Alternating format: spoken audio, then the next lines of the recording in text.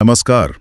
आज हम बीपीएससी की तैयारी के लिहाज से कुछ बहुत ही दिलचस्प नोट्स देखने वाले हैं। ये भारत के कृषि क्षेत्र के बारे में है और मतलब इसमें जो नाम हैं, जो तथ्य हैं, वो सिर्फ रटने के लिए नहीं है। ये असल में एक कहानी है। कहानी कि कैसे भारत एक अनाज की कमी वाले देश से आत्मनिर्भर बना। हाँ बिल्कुल।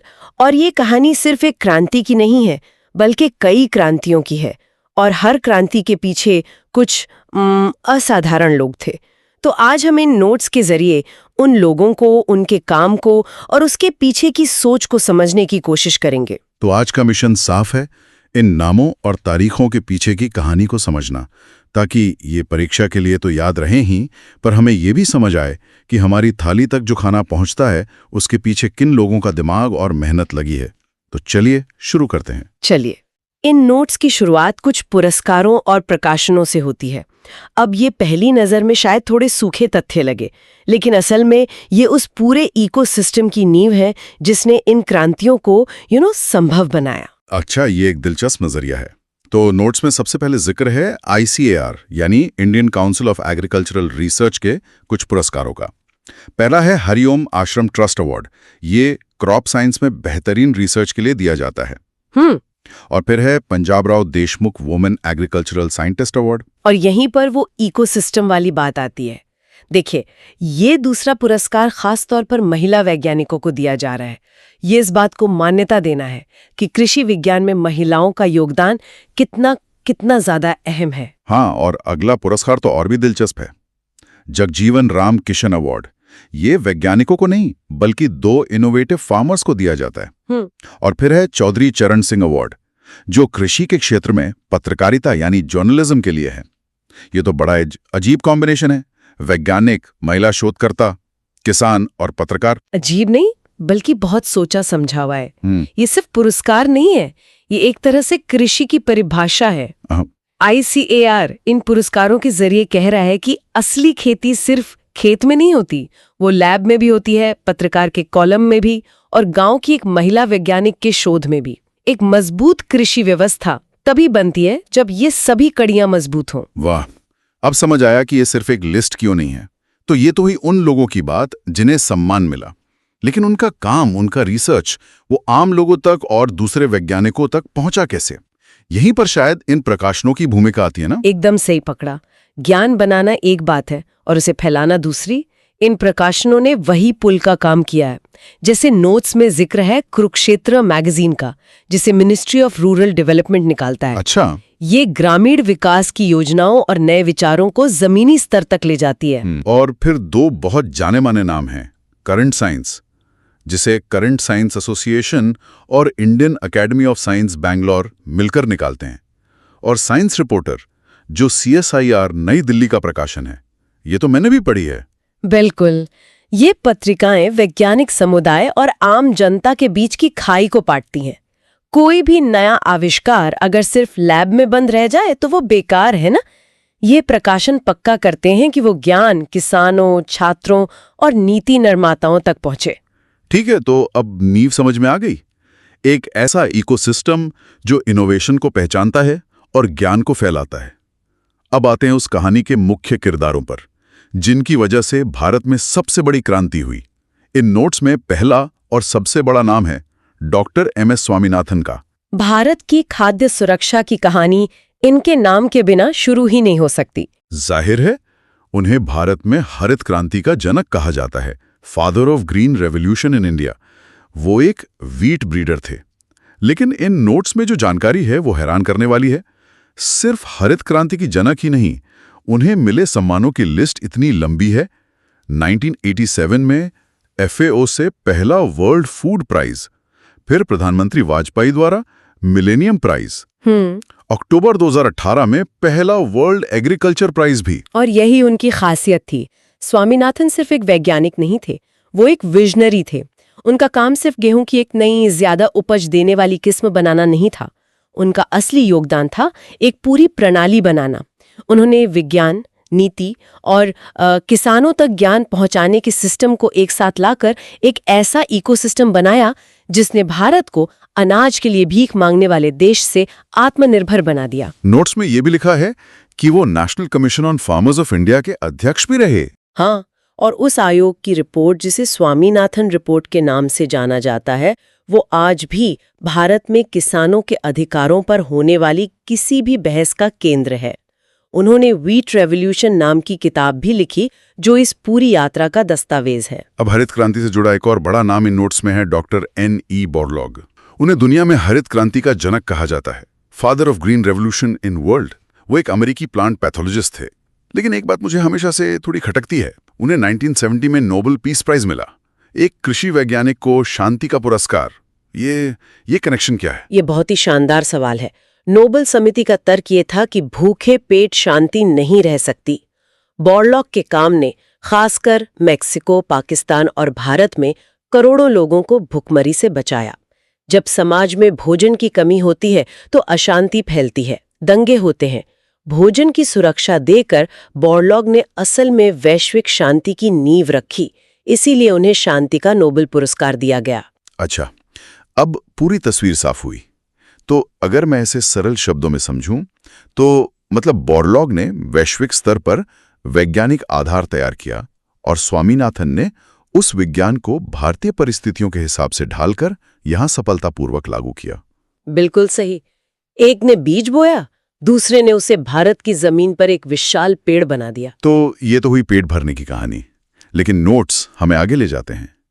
हरित क्रांति के बाद आती है श्वेत क्रांति, और इसका श्रेय जाता है वर्गीस कुरियन को, जिन्हें भारत में श्वेत क्रांति का जनक कहा जाता है। हाँ, अगर हरित क्रांति ने हमें अनाज दिया, तो श्वेत क्रांति ने हमारी ग्रामीण अर्थव्यवस्था में जान फूंक दी। Kurien national dairy development board यानी NDDB आनंद के पूर्व चेयरमैन थे, और मशहूर ऑपरेशन फ्लड जो 1970 से 1996 तक चला, उसके पीछे उन्हीं का दिमाग था। उनका बिलियन लीटर आइडिया सहकारी समितियों के जरिए, ये तो कमाल ही है। आज जो अमूल हम सबके फ्रिज में है, उसकी जड़ें इसी ऑपरेशन फ्लड में है ना? आपने बिल्कुल सही नस पकड़ी है। कुरियन का मॉडल सिर्फ दूध का उत्पादन बढ़ाने का नहीं था, ये एक सामाजिक आर्थिक मॉडल था। उन्होंने गांवों के लाखों छोटे छोटे दूध उत्पादकों को संगठित किया, उन्हें एक ब्रांड की ताकत दी, उन्हें सीधे बाजार से जोड़ा और बिचौलियों को खत्म कर दिया। मुनाफे का एक बड़ा हिस्सा वापस किसान की जेब में गया। इसीलिए उन्हें भी 1989 में वर्ल्ड फूड प्राइज मिला। तो पहले अनाज की मात्रा बढ़ी, फिर दूध से ग्रामीण आय बढ़ी। अब कहानी में आगे क्या है? नोट्स में अगला नाम है S.K. वाशल का। CMIMT में एक मेज ब्रीडर थे। और यहाँ से कहानी एक नया मोड़ लेती है। अब फोकस सिर्फ मात्रा या आय पर नहीं, बल्कि गुणवत्ता और पोषण पर आ रहा है। हाँ, क्योंकि उन्हें 2000 में वर्ल्ड फूड प्राइज मिला QPM यानी क्वालिटी प्रोटीन मेज पर उनके काम के लिए। ये मक्की की एक खास किस्म है जो अमीनो एसिड, ट्रिप्टोफैन और लाइसीन से भरपूर है। ये पुरस्कार उन्हें डॉक्टर E. विलेगल्स के साथ मिला था। ये एक बहुत बड़ा मीज का पत्थर था। देखिए, हरित क्रांति ने हमें कैलोरी दी, लेकिन भारत में प्रोटीन की कमी, जिसे छिपी हुई भूख कहते हैं, वो एक बड़ी समस्या थी। QPM ने उसका समाधान दिया। ये सिर्फ पेट भरने की बात नहीं थी, बल्कि सही पोषण देने की बात थी। वाशल का काम फूड सिक्योरिटी से न्यूट्रिशनल सिक्योरिटी की तरफ एक बड़ा कदम था। पोषण की बात हो रही है तो फल और सब्जियों का जिक्र तो आएगा ही। नोट्स में अगला नाम है डॉक्टर KL चड्डा का। वो एक पोमोलॉजिस्ट थे। उन्हें भारत में आधुनिक बागवानी के जनक और स्वर्णिम क्रांति के जनक कहा जाता है। स्वर्णिम क्रांति यानी गोल्डन रेवोल्यूशन, जिसका संबंध फल, शहद और बागवानी उत्पादकों के उत्पादन में हुई जबरदस्त बढ़ोतरी से है। डॉक्टर चड्डा ने भारत में बागवानी को एक घरेलू गतिविधि से एक संगठित व्यावसायिक उद्योग में बदलने में अहम भूमिका निभाई। यहाँ नोट्स में एक पॉइंट है जो थोड़ा कंफ्यूज कर सकता है। इसमें लिखा है कि निरपाक टूटेज को भी गोल्डन रेवोल्यूशन का जनक माना जाता है। परीक्षा के लिहाज से ये थोड़ा मुश्किल हो सकता है। बिल्कुल, और ये एक अच्छा पॉइंट है। अक्सर बड़ी क्रांतियों में कई लोगों का योगदान होता है। डॉक्टर चड्ढा का योगदान अकादमिक और नीतिगत स्तर पर बहुत बड़ा था। हो सकता है टूटेज ने इसे जमीनी स्तर पर आगे बढ़ाया हो। परीक्षा में दिए गए विकल्पों पर ध्यान देना यहाँ बहुत जरूरी हो जाता है। वैसे डॉक्टर चड्ढा की लिखी हैंडबुक ऑफ हॉर्टिकल्चर बागवानी के छात्रों के लिए किसी गीता से कम नहीं है। गेहूं, चावल, मक्का और फलों की बात तो हो गई, लेकिन खेती का एक और जरूरी हिस्सा है पशुपालन। और यहीं पर इन नोट्स में एक और नाम सामने आता है, डॉक्टर RS परोड़ा। वो एक फॉरेज ब्रीडर थे, मतलब चारा प्रजनक। इनका काम अक्सर सुर्खियों में नहीं रहता, लेकिन ये बेहद महत्वपूर्ण है। आप सोचिए, वर्गीज कुरियन की श्वेत क्रांति बिना अच्छे पशुओं के संभव नहीं थी, और अच्छे पशु बिना अच्छे चारे के नहीं हो सकते हैं। परोदा का काम सीधे सीधे देश की दूध और मांस आपूर्ति से जुड़ा था। वो ICAR के DG रह चुके हैं और अब टैस और हरियाणा किसान आयोग के अध्यक्ष हैं। उनका अनुभव बहुत विशाल है। अब कहानी वापस गेहूं और चावल पर आती है, लेकिन एक वैश्विक दृष्टिकोण के साथ। अगला नाम है संजय राजाराम, भारतीय मूल के मैक्सिकन गेहूं प्रजनक जो CMIT में डॉक्टर बोरलॉग के ही शिष्य थे। उन्हें 2014 में वर्ल्ड फूड प्राइज मिला। और वजह, गेहूं की 480 किस्में विकसित करना। ये संख्या ही अपने आप में एक असाधारण उपलब्धि है। इसका मतलब है कि उन्होंने दुनिया के अलग अलग हिस्सों की जलवायु, मिट्टी और बीमारियों के हिसाब से गेहूं को मजबूत बनाया। संजय राजाराम की कहानी दिखाती है कि भारतीय वैज्ञानिक दुनिया भर में कृषि अनुसंधान में कितना बड़ा योगदान दे रहे हैं। और इस लिस्ट के आखिरी दिग्गज हैं डॉक्टर GS खुश। वो फिलीपींस के इंटरनेशनल राइस रिसर्च इंस्टीट्यूट यानी IRRI में एक राइस ब्रीडर थे। उन्हें भी 1996 में हेनरी बीचल के साथ वर्ल्ड फूड प्राइज मिला। स्वामीनाथन और बोरलॉग ने गेहूं में क्रांति की, तो खुश और बीचल ने चावल में वही काम किया। उन्होंने IR36 जैसी उच्च उपज वाली चावल की किस्में विकसित की, जिसे सुपर राइस भी कहा जाता है। इस एक किस्म ने एशिया में चावल का उत्पादन आसमान पर पहुंचा दिया। नोट्स में उनके एक और सम्मान का जिक्र है, इजराइल से साल 2000 में मिला वुल्फ प्राइज, और यहाँ लिखा है कि इसे कृषि के क्षेत्र में नोबेल पुरस्कार के बराबर माना जाता है। ये बिल्कुल सही है।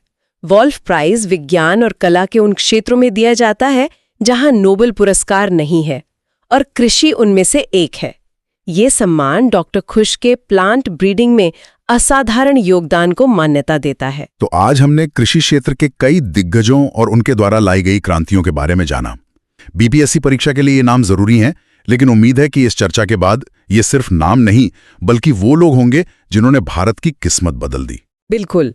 इन नोट्स का सार यही है कि इन नामों को उनकी क्रांतियों से, हरित, श्वेत, स्वर्णिम, उनके विशेषज्ञता के क्षेत्र से, और प्रमुख शब्दों जैसे ऑपरेशन फ्लड, QPM, IR36 या अंतर्राष्ट्रीय संस्थानों जैसे SISMIT और IRI से जोड़कर याद रखा जाए। ये कनेक्शन बनाने से तथ्य कहानी बन जाते हैं और कहानियां याद रहती हैं। आज के इस चर्चा को समाप्त करने से पहले एक विचार के साथ छोड़कर जाते हैं। इन सभी विशेषज्ञों ने खाद्य उत्पादन बढ़ाने पर ध्यान केंद्रित किया, जो उस समय की सबसे बड़ी जरूरत थी। लेकिन आज कृषि के सामने चुनौतियां बदल गई हैं। अब हमारे सामने जलवायु परिवर्तन, मिट्टी का गिरता स्वास्थ्य और पानी की भारी कमी जैसी समस्याएं हैं। तो सोचने वाली बात यह है कि अगली कृषि क्रांति के नायक कौन होंगे और वो किन क्षेत्रों पर ध्यान केंद्रित करेंगे। क्या अगली क्रांति क्लाइमेट स्मार्ट फसलों की होगी, डिजिटल एग्रीकल्चर की होगी, या फिर पर ड्रॉप मोर क्रॉप वाली तकनीक की? इसका जवाब अगली पीढ़ी के कृषि विशेषज्ञों को खोजना होगा।